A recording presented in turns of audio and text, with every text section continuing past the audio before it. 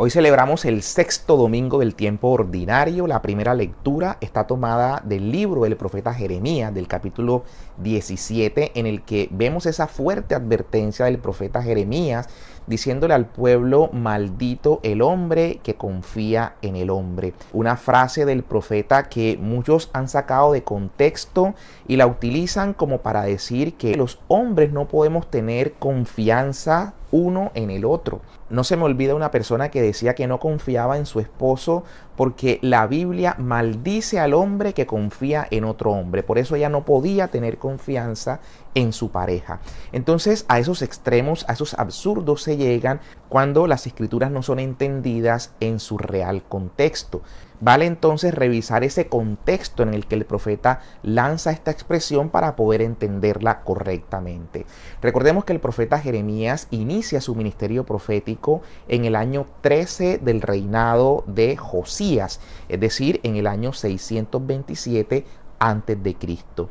Y ese ministerio del profeta Jeremías va a extenderse por 40 años, justamente hasta el año 587, cuando las tropas de Nabucodonosor llegan a Jerusalén y destruyen el templo y el pueblo es exiliado a Babilonia. Jeremías entonces en su ministerio está advirtiéndole al pueblo esta desgracia que les sobreviene si continúan en la infidelidad en la que se encuentran. Si el pueblo sigue de espaldas a Dios en su idolatría, adorando a Baal y a estos dioses cananeos, va a encontrarse con el castigo de Dios que los entregará a enemigos extranjeros. El pueblo, que ya era consciente de que el reino del norte había sido destruido por los asirios a causa precisamente de su idolatría y de vivir de espaldas a Dios, ahora temen que las tropas de Babilonia que se encuentran en el norte están próximas a invadir el reino de Judá. Y esta es la razón por la que los reyes, después de Josías, Joacás, que gobernó un corto periodo, Joaquín, que le sucedió, empiezan a echar por tierra todo lo que se había avanzado con Josías, que había tratado de sanear al pueblo de toda esa idolatría, derribando los altos que los mismos judíos habían construido para adorar a estos dioses paganos. Incluso recordemos que el mismo Salomón, al este de Jerusalén, había mandado construir altos para que sus mujeres adorasen allí al dios de los sidonitas, es decir, a Artastés, adoraran al dios de los amonitas, a Milcón, y también al dios de los moabitas. Esos altos, esas estatuas idolátricas, habían sido mandadas a derribar por el rey Josías en su época. Pero a la muerte de Josías, Joacás no sigue su línea, ni tampoco lo hace Joaquín o Joaquín, que ante la predicación y los oráculos de Jeremías mantiene un corazón endurecido y gobierna de espaldas a Dios. Este rey y quienes le apoyaban en su gobierno van a entender que la forma de frenar el asedio de las tropas de Babilonia es aliándose con ejércitos poderosos como por ejemplo el de Egipto.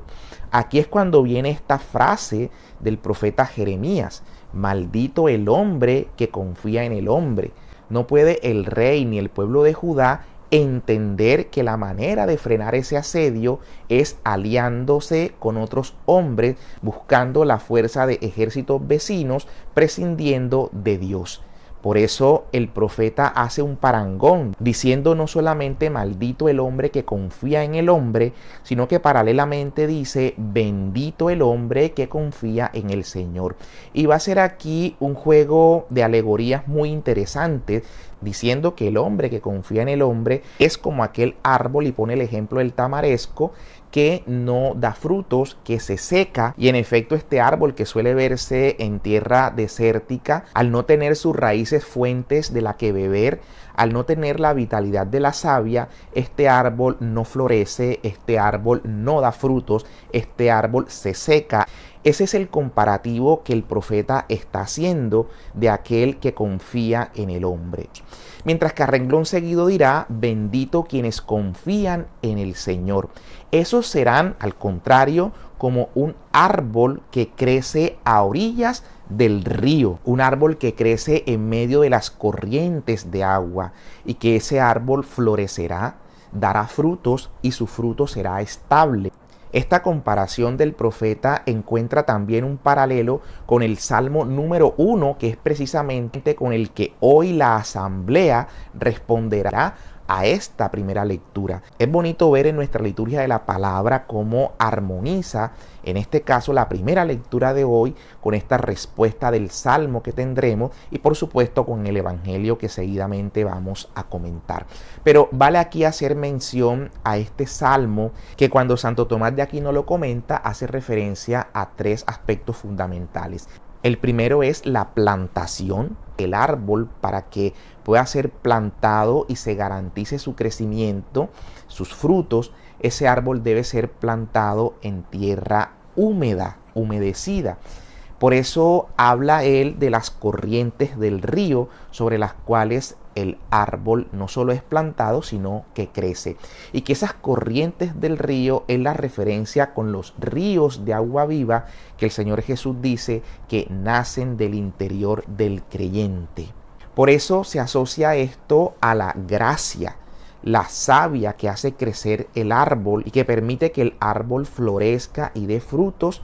Es la gracia de Dios, de tal manera que encontrando al Señor en la oración, donde nos abrimos a la gracia, en la lectura de la palabra de Dios, en los sacramentos donde esta gracia se derrama, el ser humano va nutriéndose, va creciendo y va seguramente a florecer, a dar fruto y a dar fruto en abundancia. Y en efecto, cuando Santo Tomás de Aquino hace referencia a los frutos, hace el comparativo con el capítulo 5 de la carta de San Pablo a los Gálatas, diciendo que estos serán los frutos del Espíritu. Hablamos entonces aquí del amor, de la alegría, de la paz, de la paciencia, de la amabilidad, de la bondad, de la fidelidad y del dominio de sí. Por supuesto, entender tal y como el Señor nos lo dice, que por sus frutos nos conocerán. Que estos frutos, Santo Tomás de Aquino va a decir que han de permanecer.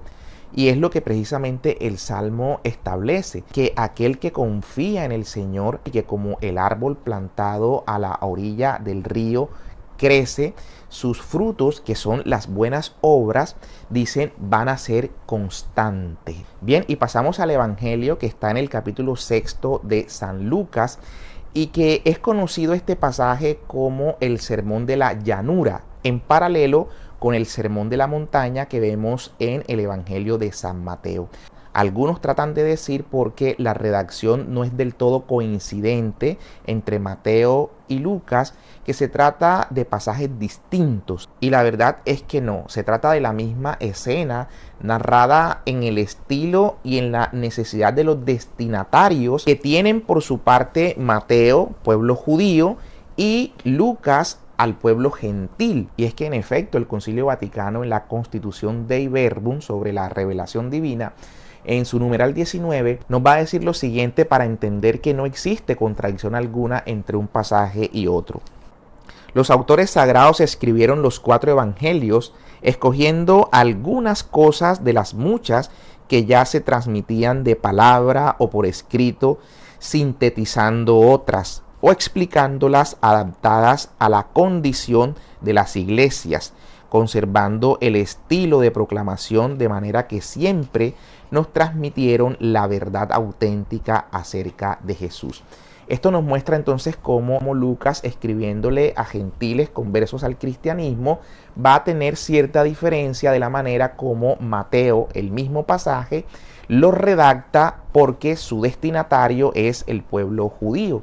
Entonces Mateo va a hacer más énfasis en la ley antigua y como el Señor dice, se oyó en el pasado que se dijo, mas yo ahora les digo. La redacción de Mateo entonces va a tener distinción con la redacción de Lucas, pero no porque se cuenten cosas distintas, sino porque ambos, contando lo mismo, lo sintetizan de manera distinta atendiendo a los destinatarios de cada cual. Y vemos que Mateo presenta 8 bienaventuranzas, mientras que Lucas nos presenta 4 y por otro lado presenta los 4 ayes o las 4 maldiciones, 4 contraposiciones de esas 4 bienaventuranzas. Y el Señor entonces empieza su discurso diciendo bienaventurados. Esta es la palabra con la que justamente empieza el libro de los Salmos. La tradición judía ponía al rey David como el gestor del libro de los Salmos. Ahora el Señor, sucesor del trono de David, va a empezar también su discurso diciendo: bienaventurados. Bienaventurados los pobres, porque de ellos es el reino de los cielos. Bienaventurados los que tienen hambre, porque ellos serán saciados. Bienaventurados los que ahora lloran, porque reirán. Y bienaventurados cuando los hombres los odien, los rechacen, los expulsen a causa del Señor Jesús. Estas son las 4 bienaventuranzas que presenta San Lucas, y en contraposición a estas 4 bienaventuranzas presenta 4 maldiciones, o los llamados 4 ayes. En cuanto a la bienaventuranza de los pobres, San Lucas va a decir: ay de ustedes los ricos, porque ya han recibido su consuelo. En cuanto a la bienaventuranza de los que tienen hambre, va a decir San Lucas: ay de ustedes los que ahora están hartos, porque tendrán hambre. En cuanto a la bienaventuranza de los que lloran, va a decir ahora San Lucas: ay de ustedes los que ahora ríen, porque llorarán. Y finalmente, en cuanto a la bienaventuranza de aquellos que son injuriados, odiados, maldecidos, perseguidos por causa del Evangelio de Cristo, va a decir San Lucas ahora: ay de ustedes cuando los hombres hablen bien de ustedes, porque así trataron a los falsos profetas. Y bien, sobre esto de las bienaventuranzas quisiera leer una parte de San Lorenzo Justiniani, que pone como modelo de las bienaventuranzas a la Santísima Virgen María, diciendo lo siguiente: bienaventurada el alma de la Virgen que, guiada por el magisterio del Espíritu que habitaba en ella, se sometía siempre y en todo a las exigencias de la palabra de Dios.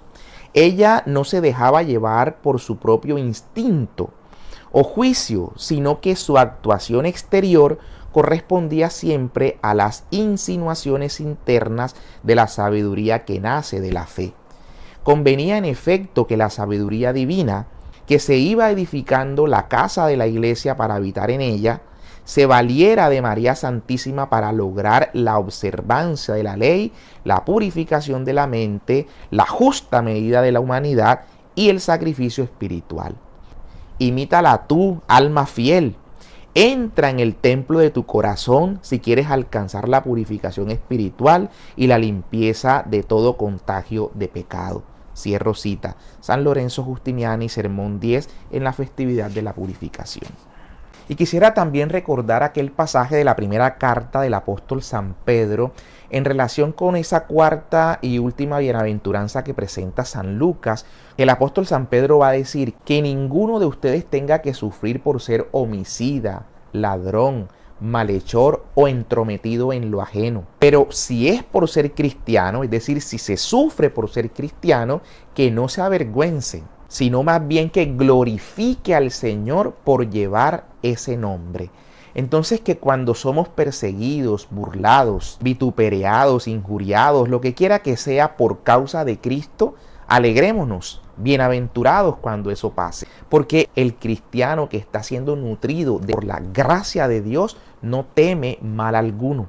Y con seguridad, como decía el apóstol San Pablo, se gloriará en el sufrir por Cristo. A este respecto, recordemos a San Ignacio de Antioquía, quien en el año 107 sufre el martirio, siendo llevado desde Siria a Roma para ser devorado por los leones. Ignacio de Antioquía, de hecho, le decía a los romanos que al llegar él a Roma no impidieran su muerte, que le permitieran ser como trigo molido, triturado por los dientes de los leones, a fin de convertirse en pan puro, agradable a Dios. Vale esta cita del mismo San Ignacio de Antioquía, donde dice lo siguiente: lo único que para mí han de pedir es que tenga fortaleza interior y exterior, para que no solo hable, sino que esté también interiormente decidido, a fin de que sea cristiano no solo de nombre, sino también de hecho.